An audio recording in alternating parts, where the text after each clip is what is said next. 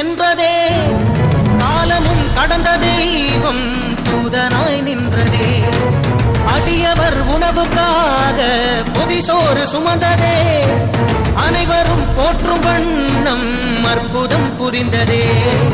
வேடந்த கண் தந்ததாலே புகழ் மேவினார், நந்தன் தந்தேகத்தை தந்தே சிவமாகினார்.